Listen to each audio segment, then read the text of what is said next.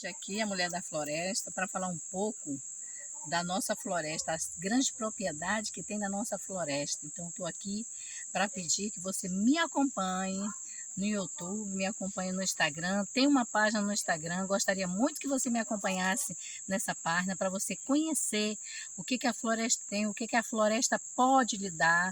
E aqui também eu tenho o Facebook, me acompanhe no Facebook.